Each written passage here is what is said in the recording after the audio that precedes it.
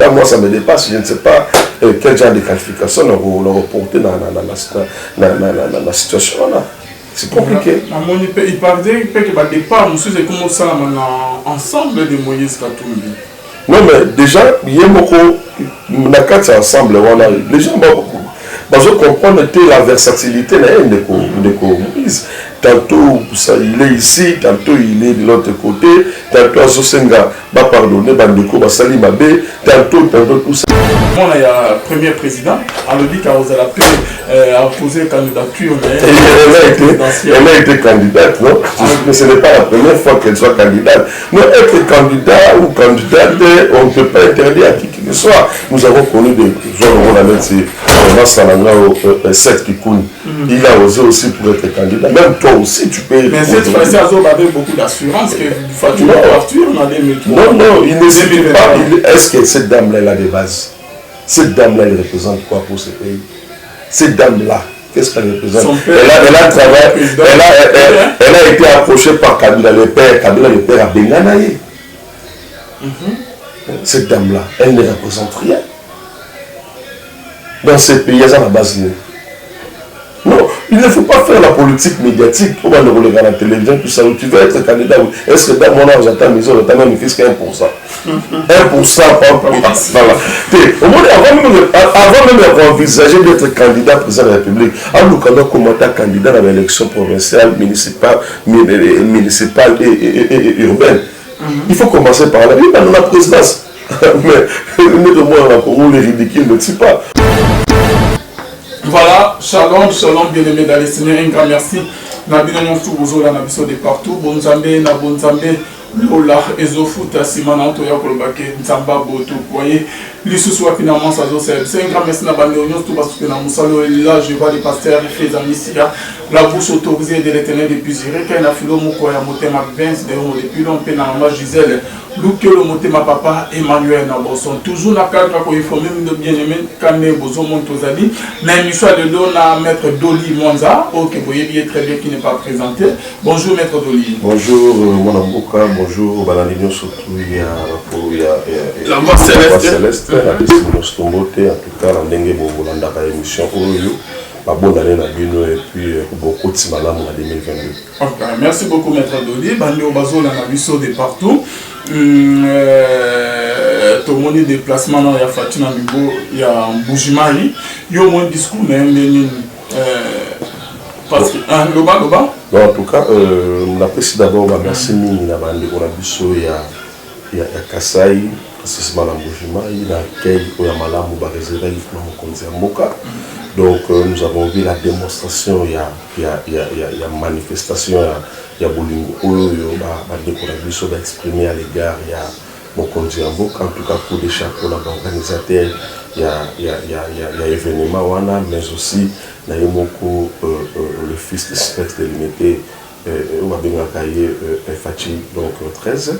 En tout cas, merci quand même à Bandeko, surtout qui ont pu donner leur tort afin que Bayoka message à Malabo, président de la République, à transmettre à Dimango, dans le niveau et à Boujimai. En tout cas, c'est un bon message, mais qui un peu, il a commencé d'abord par reconnaître que mandat qui vraiment entaché la difficulté entre autres, il y a eu un débit. Il y a FCC de Tristan et moi, pour déranger le mandat président, mais le président, il a réussi quand même, il y a pour mettre hors état de nuit, afin que Amekapé pour transmettre à la Congolais savoir naïf. Et puis tout au bout de la Covid, donc Covid est possible sur ma difficulté à oui. Non seulement est possible sur ma difficulté, mais presque le monde entier va payer et belé vraiment va réussir qu'au décolleté cause de la Covid. Et le président d'ici en tout cas ici qu'il y a eu beaucoup de choses qui n'ont pas été réalisées, mais il va encore revenir vers Bandeko pour croire que c'est encore une seconde chance. Voilà vraiment et que malade pour que le président aille pour ramener Bisso, il fera du Congo l'Allemagne d'Afrique. Donc c'est un peu ça.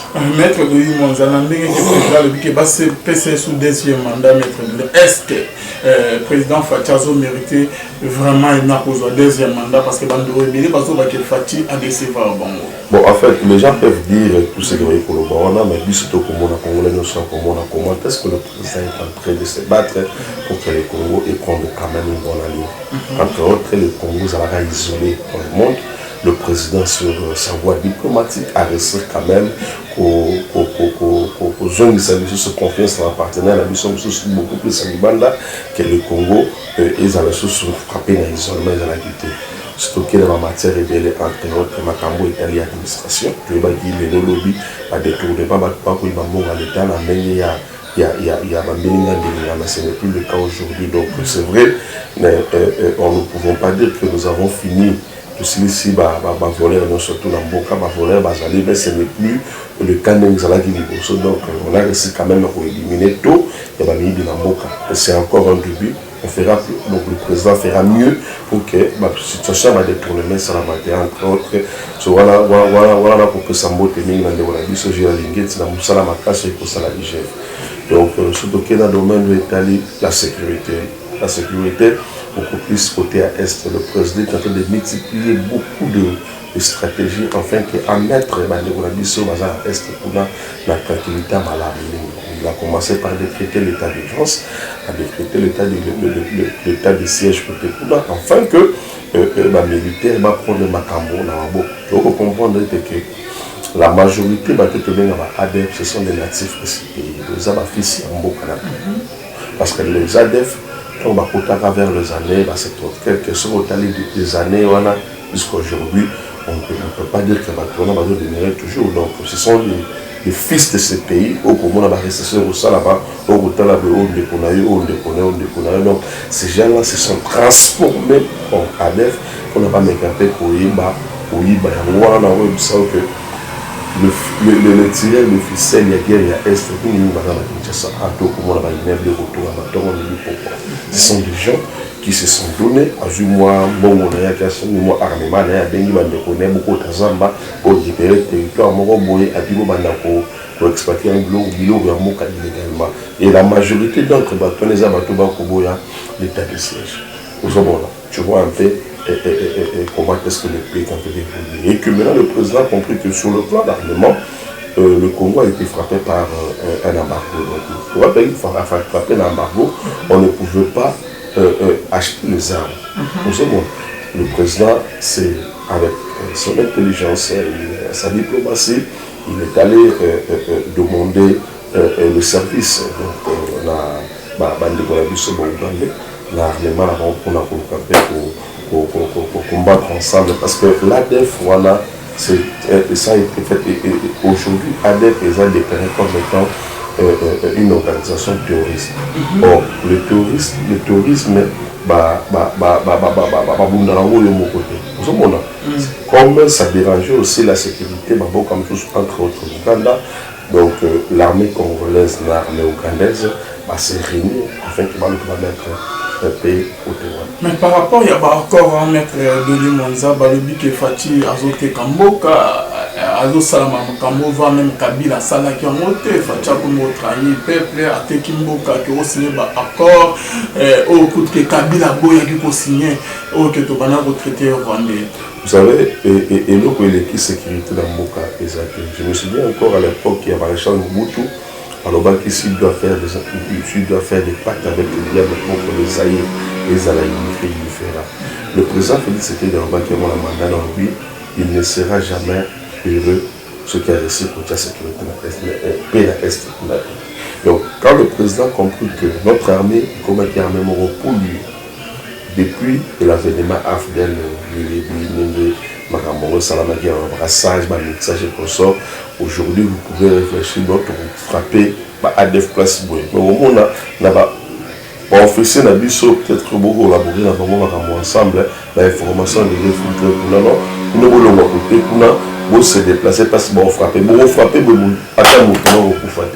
Tu peux imaginer que l'ADF, voilà, depuis les années où on va s'installer dans la partie où le Congo est en train maintenant de mettre en difficulté. Ça fait des années, donc ça fait des années, ils ont installé leur administration, ils ont installé toute une république là-bas. Donc, sur Otali, en termes de kilomètres, pour ADF, pour gérer la Bokabiso, il n'a fait 250 quelques kilomètres. Donc, et comment il n'y a pas moins un État dans un État? Bon, surtout parce qu'il y a beaucoup des années durant, nous, voilà, ADF, on a pour déclarer l'indépendance, tout ça. Parce que déjà, déjà 25 ans durant. Moi, je suis une année, comme on a 25 ans, elle dit que les places sont les pas là-bas. Donc, ils ont installé leur administration, ils ont installé le tunnel surtout, on a côté que donc, ils ont équipé une affaire, il y a 250 quelques kilomètres au monde à gérer. Sur l'hôtel, le même la part du bureau, il n'y a même pas d'accessibilité. Place au monde, ambassadeur, il y a l'Italie, donc il y a des axes sous au côté la carte Congo. Donc il fallait faire de tous les moyens pour mettre un peu de sécurité dans le. C'est vrai. Bon nombre de Batouba comprendra qu'il y a un mouvement à la montée pour dire que le président va aller ce pays. Mais moi j'estime que la paix des Alaka fruit à va concours rébellion. Quand le président a constaté cela, il a compris que notre armée, ce n'est pas une armée qu'on devrait, comment beaucoup plus faire confiance. Compte tenu, il y a pollution dans la partie armée, il a fait appel à une armée étrangère pour réduire quand même monde, il y a commandement, afin que combattre les terroristes ADF. Donc c'est dans ce sens-là. Ce n'est pas que le président a vendu le pays, mais le président tient mort du cuisse parce que le Congo les a unifiés, que Bandeko sur la Est a retrouvé leur paix.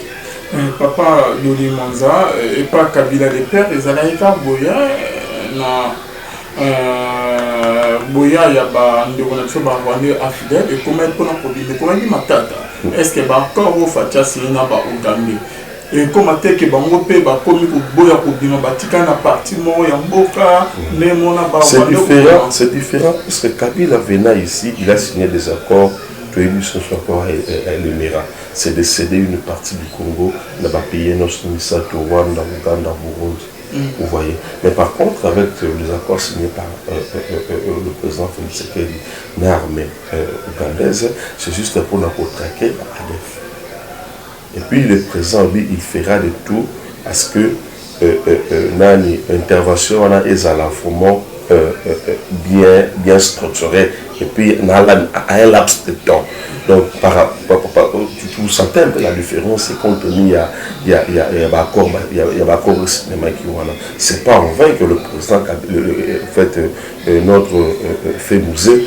Donc pour pouvoir constater que nous à ça qui vous ont signé l'accord qu'on a signé il est venu, il s'est rebuffé après. Donc il y a donc on toujours à ce que les accords de Mirawana et d'application.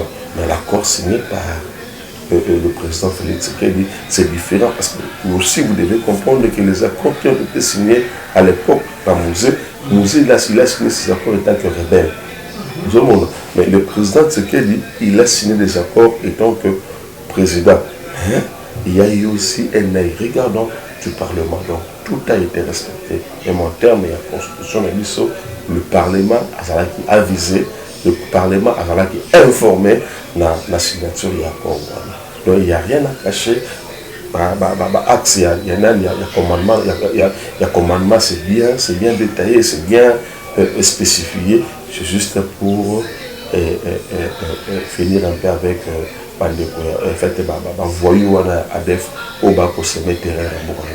Ok, merci Maître de Lumon. Parce que par rapport à pour Maître de Yeda, voire même la fille à ex-président, premier président Yambo Cannabis, Justine Kassavubu, a mécanique un peu pour le bien côté, mais là, voire même que fatigué, Mboka, Zokene, Bazote Kamboka, rien ne marche dans Kachamboka. Par rapport à la réaction, le Loba, ok, Papa Nambote, mais la Kabila car on tabila pays mais facha comme on a le bakon peut retirer les ressources va maintenant bana ya bakonzi ya kana.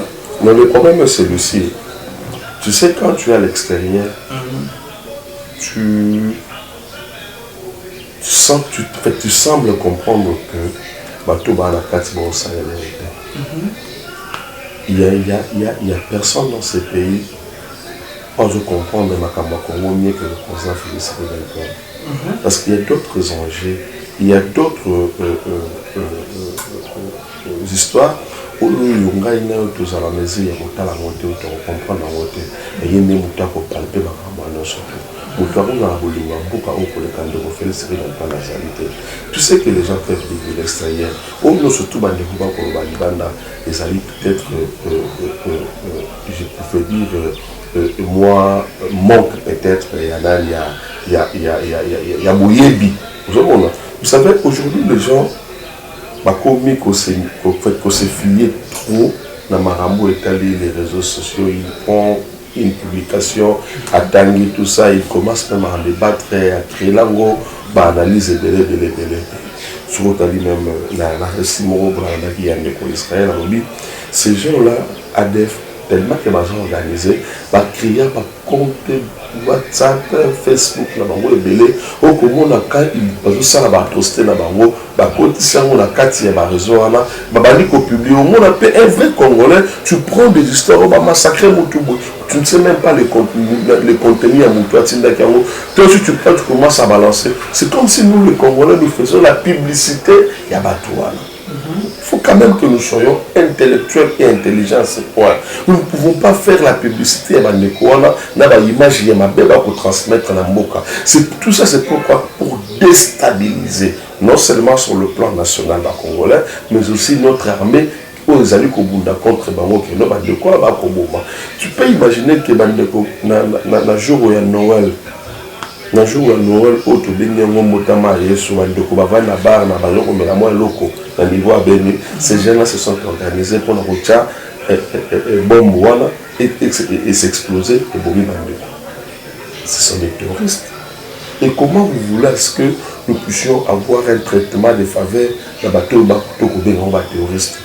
Donc nous ne pouvons pas, on ne peut jamais négocier avec ces gens-là parce que bango leur objectif, l'objectivité de bango, ils allaient comme bomba Congolais.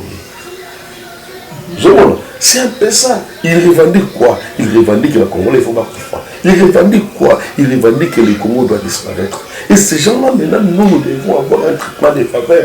Regarde là-bas.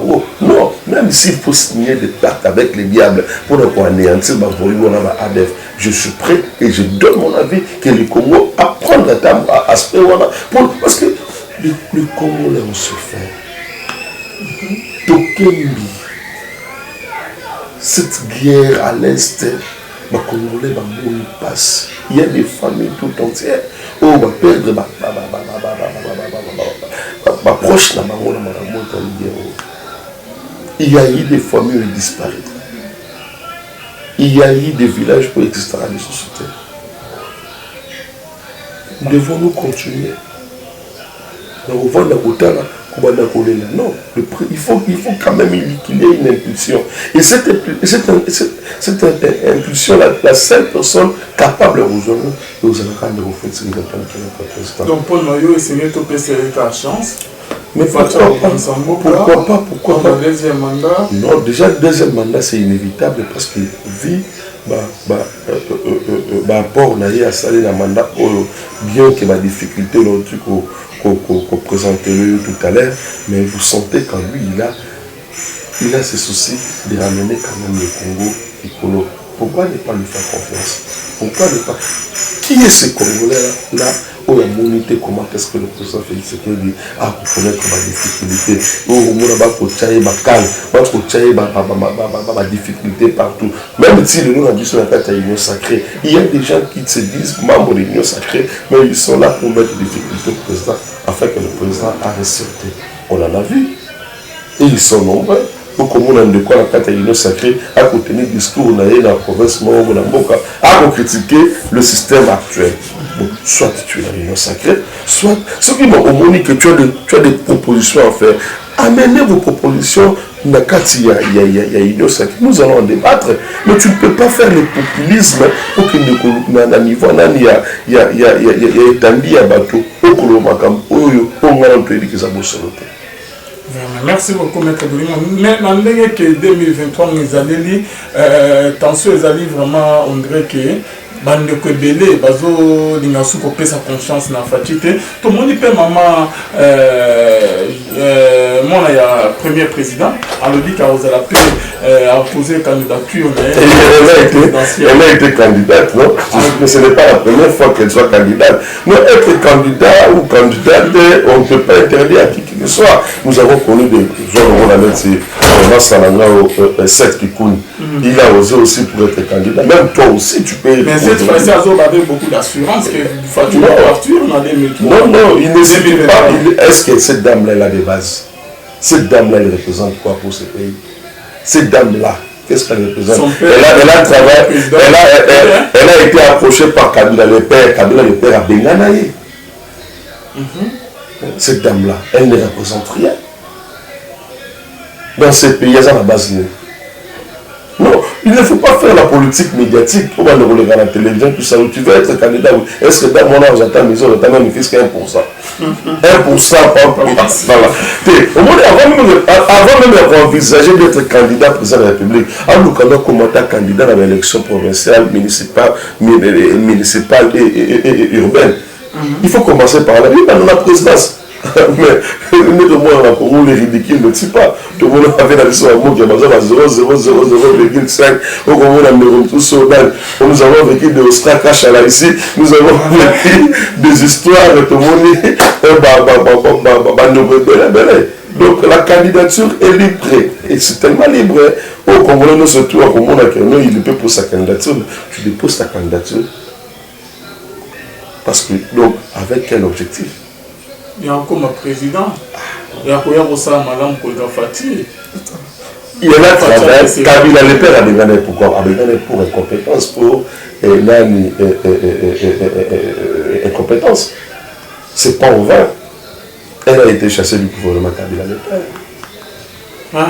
Merci beaucoup, Maître Dodi Monza. Toujours dans le cadre de réformer par rapport à nos Monila, Makamongo, Masola, Ningezo Tamura Yamboka. Donc, aux autres, c'est un abayimbo qui n'a pas sa confiance. Et pas le président Nabiso Fati a reçu la bien que l'État a allé sur la bonne voie. Non, mais c'est inévitable parce que tout ce que nous voyons, nous avons des pouvoirs. Il ne suffit pas de bâtir la bisso, tout bâtir la bisso.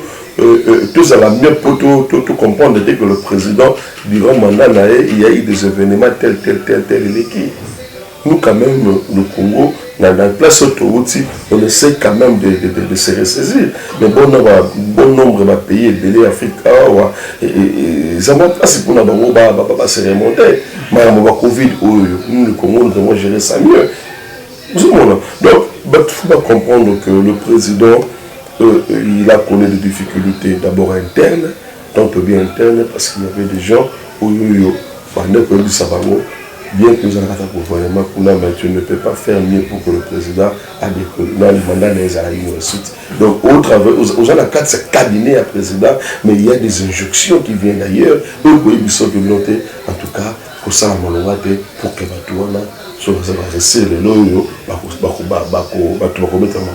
regarde un peu cette animosité regarde un peu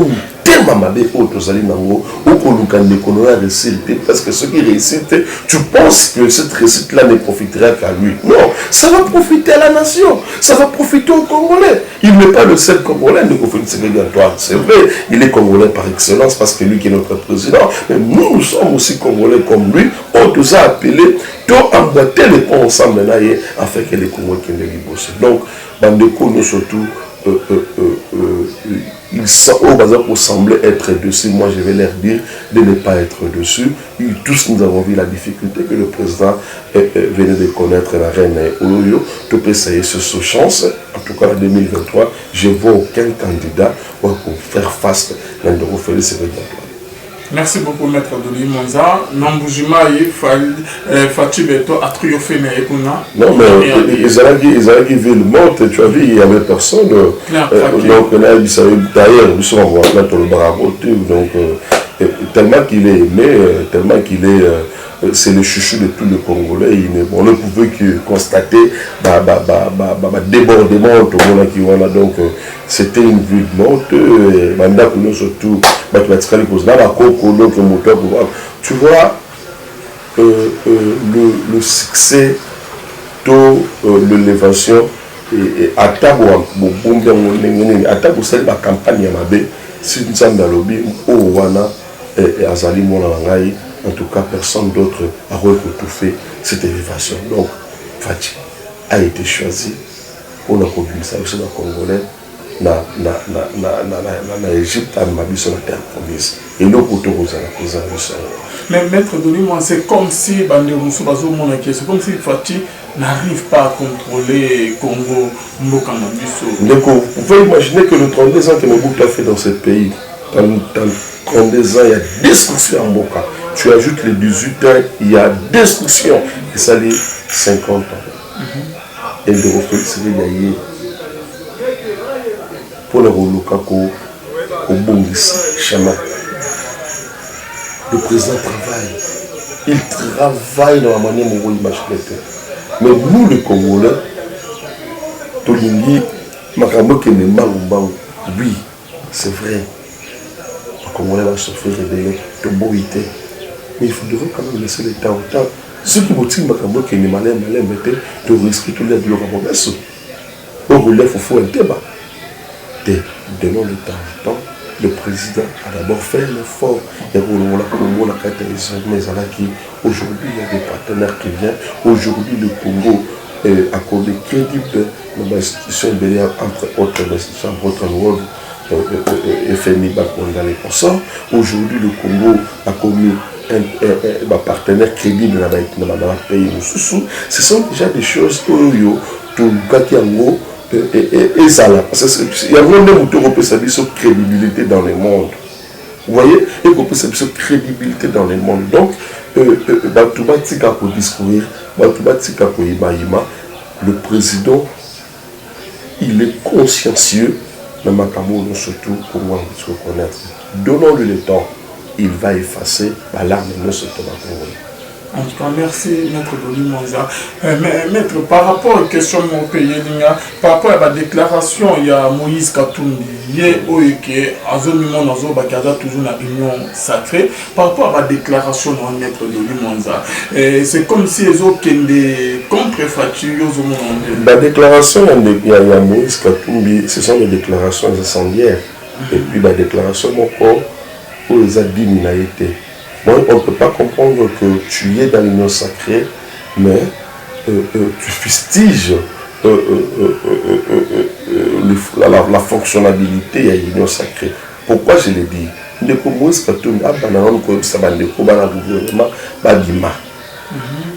a aussi la déclaration du sensationnel. Au sein du populisme, qui est au lobby. Oui, mais la Congolais, mais il y a un moto qui il y a Moïse Katumbi, il y a un quota au Baversa, la 4e partie. Et où tu as un salaire au gouvernement. Quand toi tu combats ce gouvernement, ces gens-là, nous avons vu même la présence du ministre des Transports, pour la lieu du tout. Vous savez, les Congolais ont compris aujourd'hui comment fonctionne la politicien de M. Belé. Tous un sous-dipté, on peut se laisser embourber Karaboye parce que tel lobby, tel lobby. Mais comme Moïse Katumbi, si tu nous chutes, de suite, la Katia, il y a l'union sacrée. L'union sacrée, c'est un état d'esprit. Je le disais déjà au départ que dans l'union sacrée, tu as un partage à la postérité, ce sont des idées. Il y a une idée, on est pour le cas, au salon du sensationnel, devant la foule, tu emmènes ça dans le débat. On discute ça. Cette idée dans les aliments, ça sera adopté. Mais quand toi tu te mets, les populismes, tu critiques même les actions, il y a osé au sein de régime Oyo. En tout cas, moi ça me dépasse. Je ne sais pas quel genre de qualification on a reporté dans la situation là. C'est compliqué. Il parlait que départ, monsieur, c'est comme ça ensemble de Moïse Katumbi. Non, mais déjà, il y a beaucoup de ensemble. Les gens vont comprendre la versatilité de Moïse. Tantôt, il est ici, tantôt, il est de l'autre côté, tantôt, Azosenga va pardonner, Bandeko va salir Mabé, tantôt, tout ça. Mais quand tu l'autre fois, là, qui est dans ma déclaration dans la salle qui est la chaîne Moro étrangère, alors il faut qu'il y ait le pardon, Bandeko va salir Mabé, Badjom Lumbi et consort. Ce qu'on doit faire, pardon, il y a Badjom Lumbi. Est-ce que il est même de remplacer la tête aux familles chez des gens?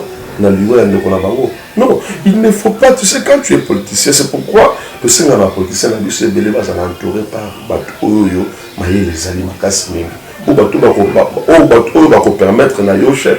Quand tu fais des sorties médiatiques, et ça va quand même frapper l'incohérence. Tu sais, ces gens-là, il ne faut pas comprendre que dans la et tant que il faut faire ce qu'on appelle le parallélisme. Il y a pensée. Après la seule pensée, on a Oyo et maître. Na Oyo et maître, déjà, il y a belle lurette. Ils ont Simba. Tu vois, la politique que nous alléguait le papa Etienne Tshisekedi wa Mulumba, c'était une politique constante. Papa Etienne Tshisekedi na déclaration na salagi na 1990 ou français 1990 aujourd'hui la déclaration à sali na 2000 vous sentez qu'il y a une cohérence d'idées. Mais nous avons qui déclaration d'ailleurs de l'eau on tient à table 2 jours 3 jours après aujourd'hui on a qu'à collecter. Mais nous ne sommes pas de cette école, nous sommes de l'école de Papa Tshisekedi wa Mulumba. Si vous me suivez en termes de ma déclaration, en termes de prestation, vous sentez quand même qu'il y a des cohérences d'idées. Donc, il faut Ndeko Katumbi, aya le capé qu'on réajuster la tire, il ne peut pas tirer à Boulengou, le président de la République, dès lors que Batunaye, Bakolia, la présidente, la Simoko. S'il faut qu'on parle du bilan, tout le monde qui a travaillé avec le président de la République doit aussi avoir un sens de responsabilité, une part de responsabilité, la bilan où le président de la République a sali la quelqu'un. Merci beaucoup, notre Adoli. Le message, le lot, on a un message par rapport à l'événement, nous faisons ça, aujourd'hui, qu'est-ce qui ne doit pas mettre de l'humanza attenter à chaque fois, attendons et ça aujourd'hui ces années. En fait, c'est pour vous dire que le terroriste Gisaka, de la manière où peut-être Zalaka, de manière il y a universalité quoi donc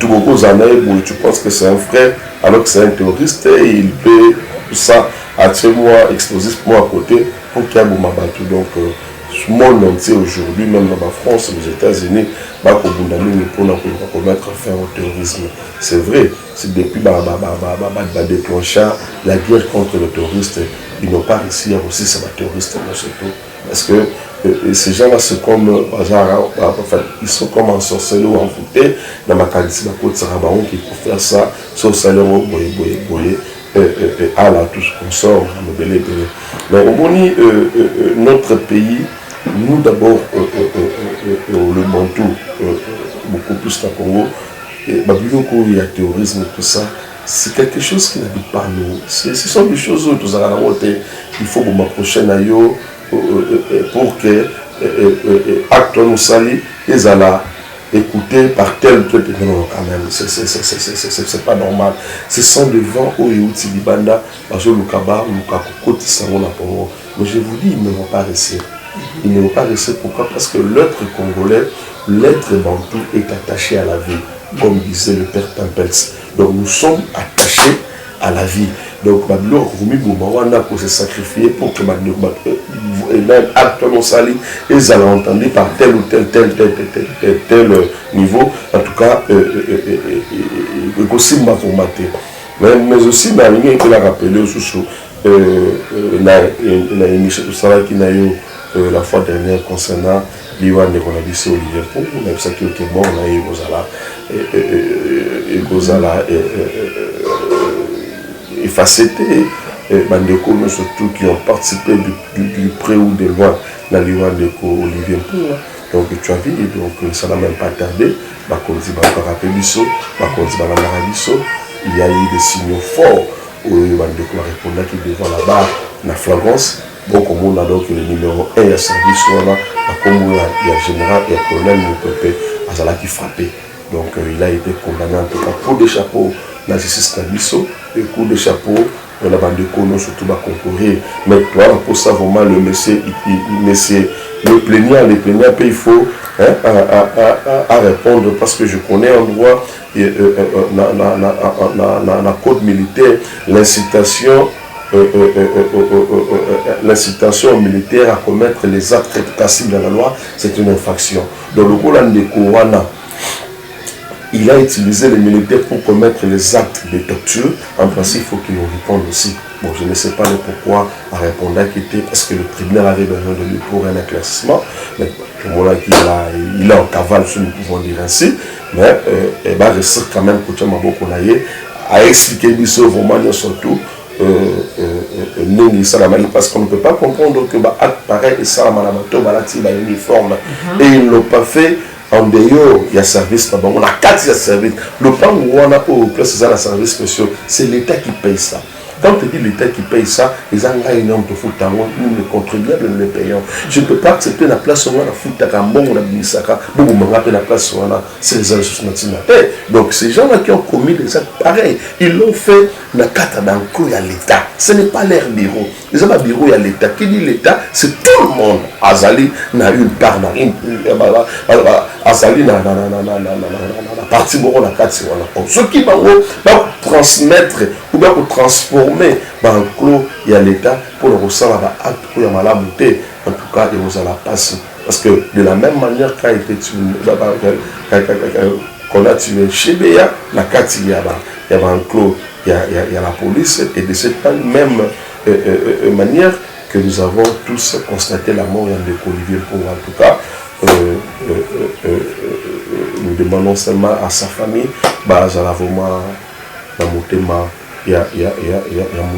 donc c'est le chemin surtout nous avons les moutons après qui en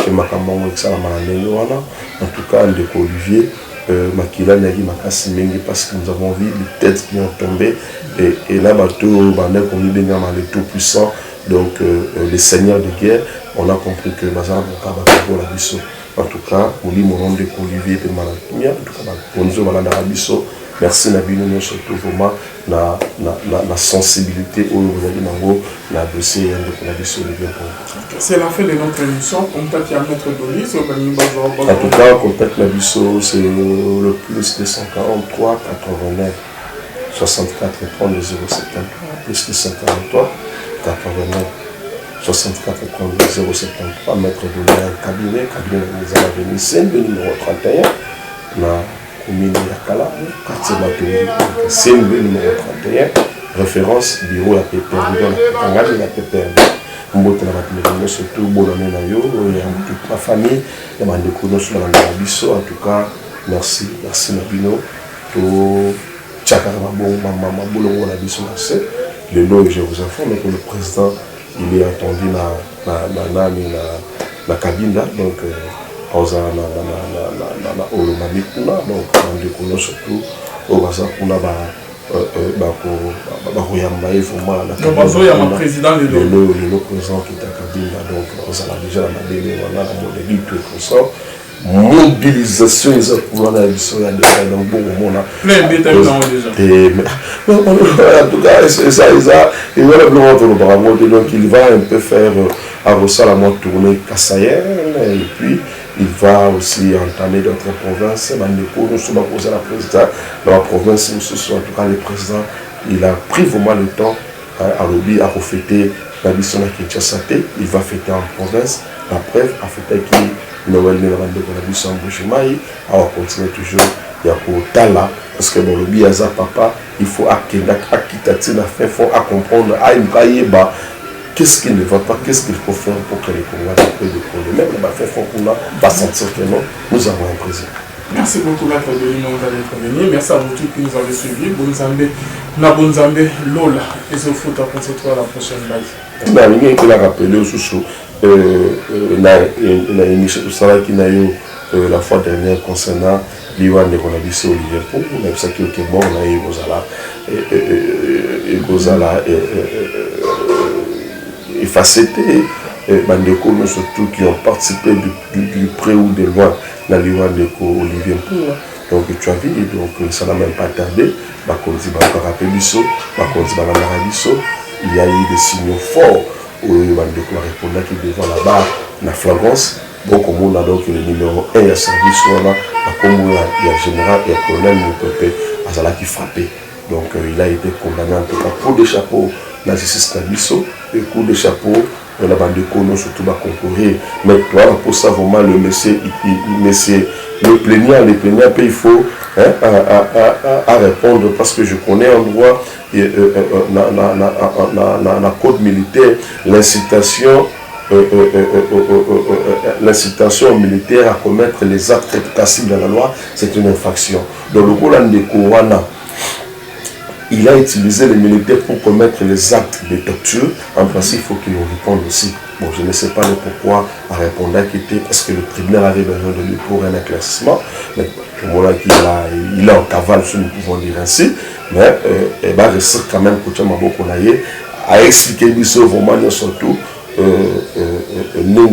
Parce qu'on ne peut pas comprendre que pareil et ça uniforme et ils ne l'ont pas fait en dehors il y a service on a 4 services le plan où on a pour placer la service spécial c'est l'État qui paye ça.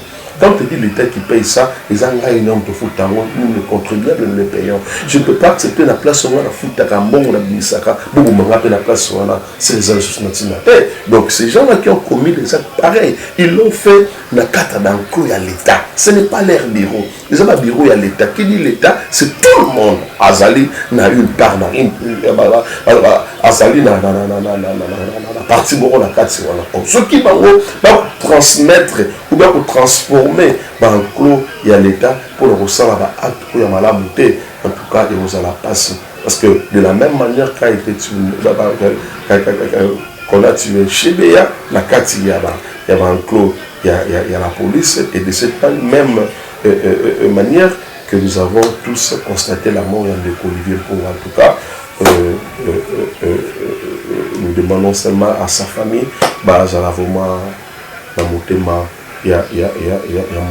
donc c'est le chemin surtout nous avons les moutons à qui en tout cas de Olivier Makila Nagi Makasi Mengi parce que nous avons vu les têtes qui ont tombé et là bateau les tout puissants donc les seigneurs de guerre on a compris que Mazara pour la Bisso en tout cas on lit mon nom de Olivier de Malakimia en tout cas pour nous on a Bisso. Merci Nabino surtout vraiment la sensibilité au niveau de la dossier de la mission de c'est la fin de notre émission. Contact à Maître Denis. En tout cas, contact Nabiso, c'est le plus 243 89 64 30 073 plus 243 89 64 30 073 Maître Denis un cabinet nous a venu c'est le numéro 31 commune Yakala, quartier Bateau, c'est le numéro 31, référence bureau à PPR, la PPR. Surtout, toute ma famille, en tout cas, merci Nabino, tout le nom je vous informe que le président il est attendu na Kabinda donc oza na olomami kuna donc ndeko surtout obaza kuna bakoyamba ye vraiment bazoyamba président le président qui est à Kabinda donc ozala déjà na mabele wana na modeli tout consort mobilisation eza kuna na biso ya donc bon mona en tout cas ça il va le donc il va un peu faire à la mode tournée Kassayen et puis il va aussi entamer d'autres provinces. Nous sommes posés à la présidente dans la province, en tout cas le président, il a pris vraiment le temps à lobby à refêter la mission à Kinshasa. Il va fêter en province, après, à fêter qui Noël de la mission en Bouchemaï, à continuer toujours. Il y a pour Tala, parce que dans le lobby, à papa, il faut à comprendre, à une qu'est-ce qui ne va pas, qu'est-ce qu'il faut faire pour que les Congolais puissent le problème. Même il faut sentir que non, nous avons un président. Merci beaucoup, Maître de nous d'être venu. Merci à vous tous qui nous avez suivis. Bonne Zambé, Lola, et se fout à concentrer à la prochaine live.